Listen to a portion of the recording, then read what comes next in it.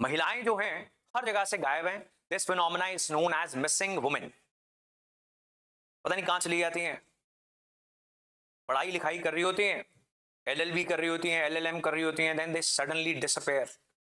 सरकार ढूंढ रही है कि कहां चली गई। इसको तो वकालत करनी चाहिए, इसको तो जज बन जाना चाहिए था। Now where is she? God knows where is she. तो she is married, right? Not that marriage is a bad concept, बिल्कुल भी नहीं, it's a good great concept. Because अब जिन सोसाइटीज में मैरिजेस बहुत लेट हुई और बच्चे पैदा करना प्रायोरिटाइज किया ही नहीं गया, वो वहां पे कंट्रीज ही अबैंडन हो गई हैं। But the thing is, what is happening here what is happening here is कि सिर्फ 3.1% जजेस इन सुप्रीम कोर्ट आर वुमेन। 34 जजेस में से एक महिला है। अभी वो चीफ जस्टिस ऑफ इंडिया बनेंगी, उसके बाद रिटायर हो जाएंगी। अगर तब तक कोई और महिला ना लाई गई, एटलीस्ट एक सिंबॉलिक मैसेज देने के लिए कि महिला को भी रिप्रेजेंटेशन इंडिया के सुप्रीम कोर्ट में मिलती है, तो कोई महिला नहीं रहेगी। Talking of high courts, 14% of जजेस of high courts are women. कैसे लगते हैं जजेस हाई कोर्ट और सुप्रीम कोर्ट के? What is the process known as? इससे जजेस सिलेक्ट किए जाते हैं, मेरिट के आधार पर किए जाते हैं, नहीं किए जाते, ये एक क्वेश्चनेबल चीज है, पता नहीं भगवान जानता है। कुछ सीनियर मोस्ट जजेस बैठते हैं और फैसला कर लेते हैं कि ये बंदा हमें अच्छा लग रहा है। अनफॉर्चुनेटली वो सारे बंदे ही अच्छे लग रहे हैं उनको, कोई वकालत करती हुई बंदी नहीं उनको अच्छी लग रही जिसको वो जज बना दें। ओवरऑल रिप्रेजेंटेशन अगर आप देखते हो जुडिशरी में, ओवरऑल रिप्रेजेंटेशन ऑफ वुमेन जजेस दैट इज 38%। अब ये क्या 38%, 14%, 3%? अब ये जो 38% है, बड़े ध्यान से सुनना, यहां पर महिलाओं को एग्जाम क्लियर करके जज लगने की अपॉर्चुनिटी दी गई थी by the state public service commissions. तो जब उनको अपॉर्चुनिटी मिली तब तो उन्होंने 38% वुमेन ने एग्जाम को क्लियर कर लिया और लोअर कोर्ट्स के अंदर जज बन गई। लेकिन उसके बाद आपने मेरिट का सहारा ना लेते हुए या एग्जाम कंडक्ट ना करवाते हुए डिसाइड कर लिया कि कलीजियम में सीनियर मोस्ट जजेस बैठेंगे और वो चुनेंगे, they will select some people who they think are capable of becoming high court and supreme court judges, and they will not even tell the people of this country why they think that only these people were capable. आप समझ रहे हो मेरी बात को या नहीं समझ रहे? तो जब महिलाओं को या किसी इवन वीकर सेक्शन को, किसी भी वीकर सेक्शन को एग्जाम दिया गया, ये लो एग्जाम क्लियर करते हो तो जज बन जाओ, तो बहुत सारी महिलाएं बन रही हैं।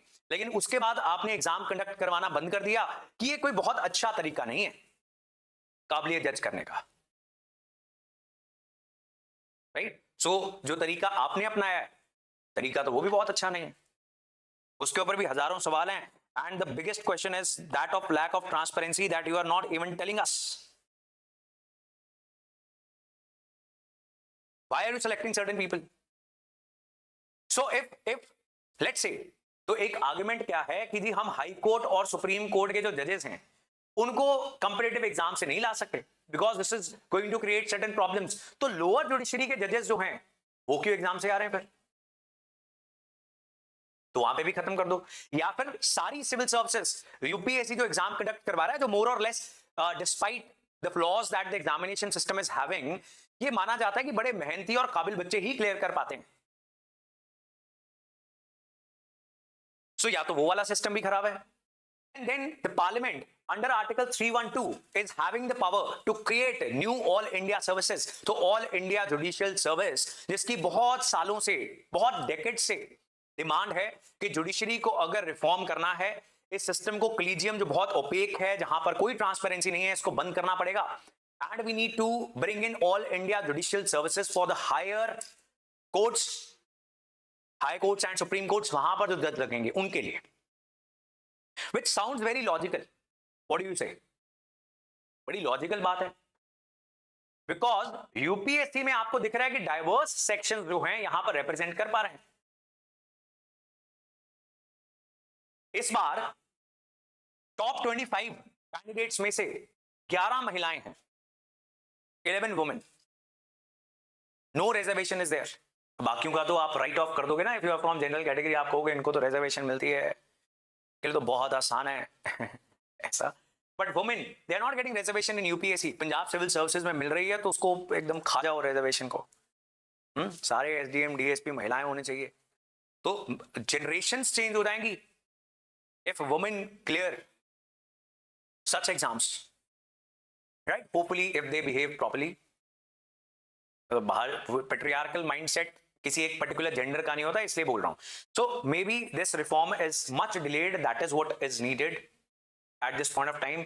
और शायद पार्लियामेंट को बना देना चाहिए जुडिशियल सर्विस को, बिकॉज जो अभी प्रेजेंट गवर्नमेंट है उसकी रिप्रेजेंटेटिव हैं प्रेसिडेंट द्रौपदी मुर्मू, उन्होंने भी एक स्पीच देते हुए इस बात को बोला कि all India judicial services is the need of the our.